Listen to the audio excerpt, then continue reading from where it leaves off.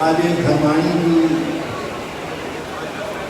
हमारे सभी मंचासीन वरिष्ठ नेतागण और रामनगर के वरिष्ठतम नागरिक रामावतार जी, जिनके सामने हमने अपनी राजनीति की अवाक शुरू की, तो वो यहाँ पर बैठे हुए हैं। मैं उनको संबोधित करता हूँ और तीन ये चुनाव का समय है। ये ऐसा समय है जिसमें देवता नाचते ही नाचते हैं। तो हमारे घर में भी तीन देवता नाचे हैं। एक रंजीत देवता, दूसरे संजय देवता और तीसरे ललितना और पुष्कर देवता। देखिए कैसा संयोग है, रंजीत, संजय, पुष्कर। और इन तीनों देवताओं की पूजा के फेर में आज हम लोगों को खाना भी नहीं मिल पाया। एक बार इसलिए हमको यह अमरूद खा करके काम चलाना पड़ रहा है।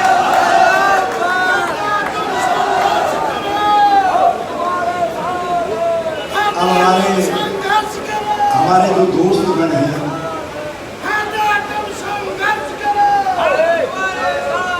वो यहाँ तक हमको लाने में तो बड़े जोश में थे, और जब यहाँ पहुँच गए तो उसके बाद जोश जरा सा धीमा पड़ गया। ये तो लड़ाई की शुरुआत है। देवता ने अभी खाली एक बरत ली है। असली समय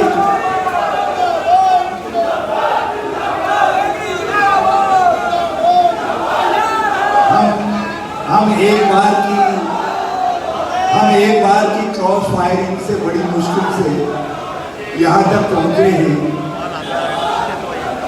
मैं नहीं चाहता कि फिर से आप कोई क्रॉस फायरिंग शुरू करें। ये पहली बार है कि जब हमारे सामने चुनौती बड़ी है और हमारा प्रतिद्वंदी भी दिल्ली में भी शक्तिशाली है और उत्तराखंड में भी सत्ताशील है।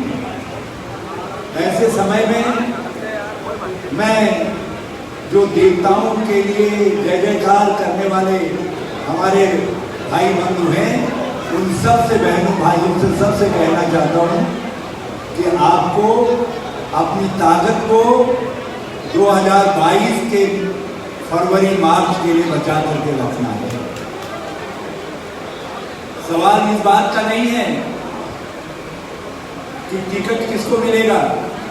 टिकट तो देवेंद्र जी, गोदियाल जी और प्रीतम जी कर लेंगे, मगर जीतना और जिताना दोनों महत्वपूर्ण है। जितना जीतने वाले की क्षमता पर जीतना निर्भर करता है, उतना ही जिताने वालों की क्षमता पर भी निर्भर करता है। इसलिए आप सब तालीबाजों से मेरी प्रार्थना है कि आप जरा सा अपना ये कार्ड नीचे कर लो। आपको मालूम है आपके नेताओं के नाम मुझको याद है। आपको एक संकल्प हमसे ज्यादा लेना है कि जिसको भी टिकट मिलेगा, ये रामलीला का वो मंच है जहां दर्शक कहते हैं प्राण जाए पर वचन न जाए, रघुकुल रीत सदा चले। तो यहां से आप हमको मन ही मन वचन दीजिए कि जिसको भी टिकट मिलेगा सब लोग मिलजुल करके उसके साथ ताकत लगाने का काम करें। पक्का है? इन पर ये ऐसा करेंगे, इस पर जो लोग विश्वास कर रहे हैं जरा वो ताली बजा दे पहले। अब जो लोग मेरी तरीके से कम विश्वास कर रहे हैं, जरा वो भी ताली बजा दें। वो संख्या भी है। ये संख्या आपको मिटानी है अपने वचनों से, मनसा वाचा कर्मणा से। हम एक पार्टी के सिपाही हैं। हम कोई, अरे जो ताकत हमको अपने राजनीतिक प्रतिद्वंदियों से लड़ने में लगानी है, यदि उस ताकत को हम आपस में लड़ने में लगा देंगे तो जीत कहां से हाथ से नहीं गुजरा, मुझे बताइए। और हमको हर हालत में जीत चाहिए। और हमको आपके नेतागणों ने भी कहा, ये जीत हमको भारत के लोकतंत्र की रक्षा के लिए चाहिए, हमको देश के आजादी के मूल्यों की रक्षा के लिए चाहिए, हमको गांधी, नेहरू, अंबेडकर के सिद्धांतों की रक्षा के लिए ये जीत चाहिए। हमको ये जीत इसलिए चाहिए ताकि हम उस गरीब की, इंदिरा गांधी जी के गरीब परवर की हम ठीक से सेवा करने का काम कर सकें। आपको हमको मिल करके इस जीत के लिए काम करना है, मिल करके काम करना है। और मैं आपसे, क्योंकि आपसे सबसे, रामनगर वालों से मैंने नाम इसलिए नहीं लिए मंच पर, मैं जिसका नाम नहीं लेता वो कहता, वो मुझको खारिज कर देता, कहता हरीश रावत आप काम का नहीं रह गए, हमारा नाम भूल गया, आशा से लेकर के बगैर आशा सब लोग रिजेक्ट कर कहते ये तो भूल गया। और मैं, रामावतार जी गवाह है, मैं पुराने भट्टूलाल सर्राफ साहब को नहीं भूला हूँ, जिनके लीची और अमरूद चोर करके हम खाया करते थे और हॉस्टल में नहीं करते थे। मैं उन शास्त्री जी को भी नहीं भूला हूँ जो हमारे वार्डन थे, रात को 8 बजे सो जाते थे और हम रात को 12 बजे के बाद ऑपरेशन शुरू करते थे, बागों में जा करके माल उठा करके लाते थे। रामावतार जी का एकदम छूट गया था, इससे इनकी गद्दी पर आकर के हम कुछ से हासिल कर देते थे। मैं यहाँ तक कि हमारे भड़बूदे थे, वो बेचारे कभी उन्होंने हमको गट्टे देने में, उन दोनों गट्टे होते थे, आज के तरीके से बढ़िया वाली बात मिश्री और वो नहीं होती थी, उस समय सफेद सफेद गट्टे होते थे। और उनसे उस समय हमने ये कन्नी के गट्टे लिए थे और उन्होंने हमको केवल 2 पकड़ा दिए थे। तो हमने उसका बदला लेने के लिए रात को लाला जी खटिया में सोए थे, मच्छरदानी लगा करके बाहर, और गधा लाद करके जो है उनकी खटिया में बांध दिया और गधे को उचका दिया और लाला जी, गधा आगे को भागा और लाला जी धड़ाम से गिर गए। और दूसरे दिन उसके एवज में उन्होंने मुझको मुट्ठी भर चने दिए थे।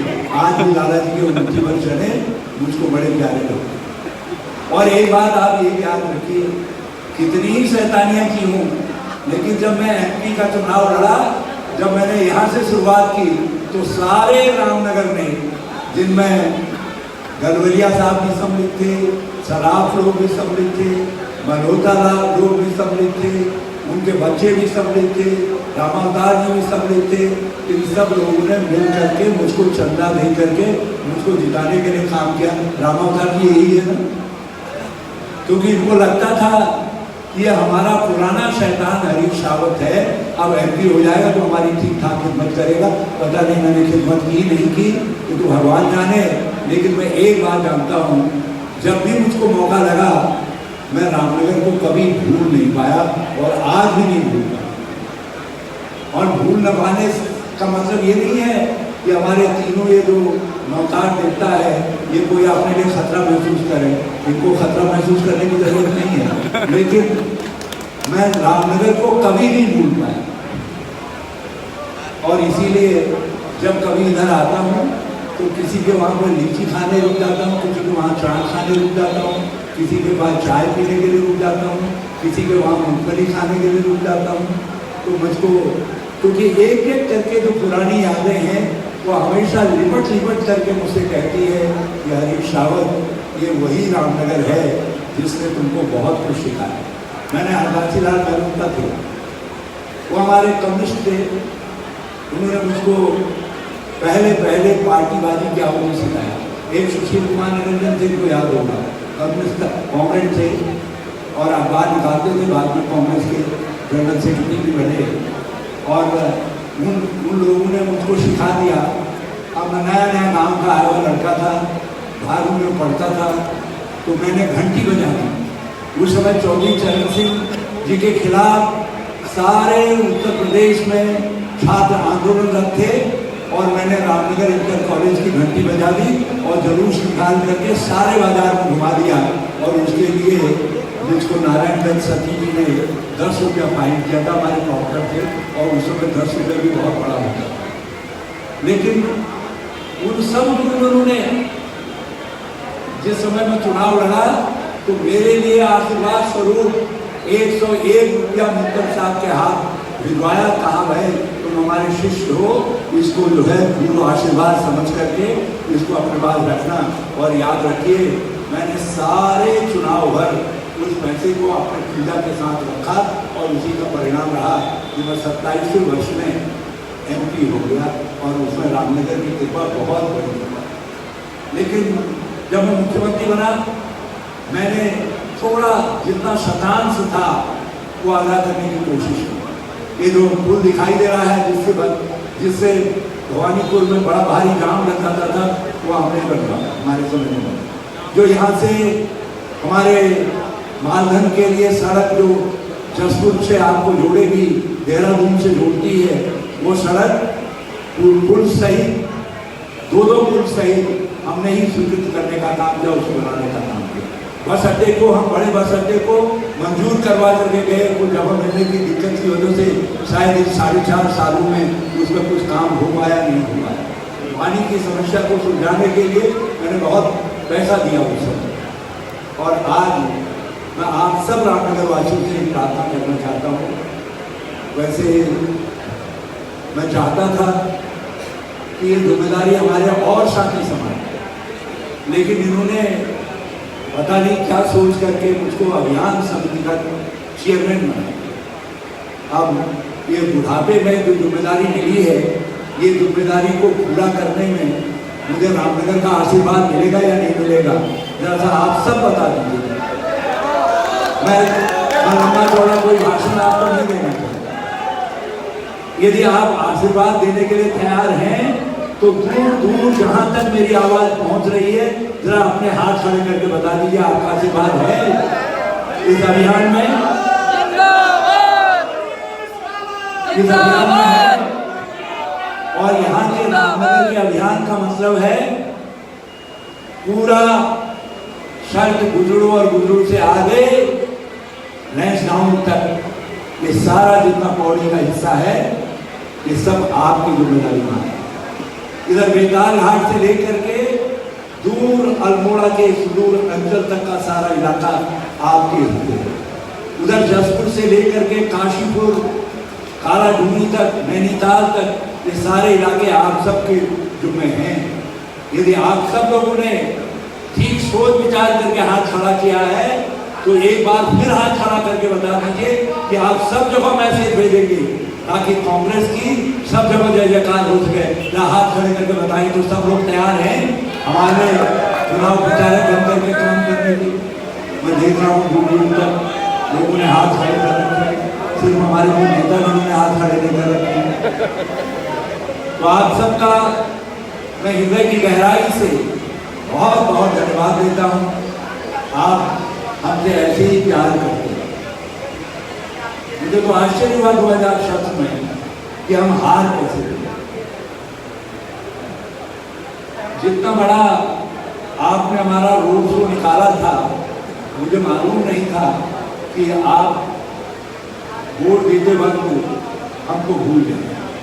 और इस बार मैं आज ही नहीं, मैं फिर आऊंगा यहाँ, क्योंकि यहाँ बोलना मुझको हमेशा अच्छा लगता है।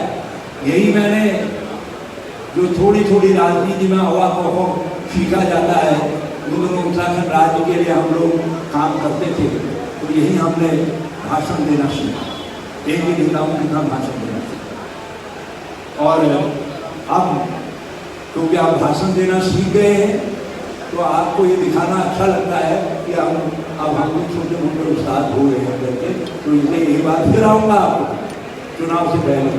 लेकिन इस बार मैं तब तक आपको छोड़ने वाला नहीं हूं जब तक आप रामनगर की सीट को कांग्रेस की झोली में नहीं डालेंगे और इसके साथ चारों तरफ की सीटों को हमको जिताने का काम करेंगे।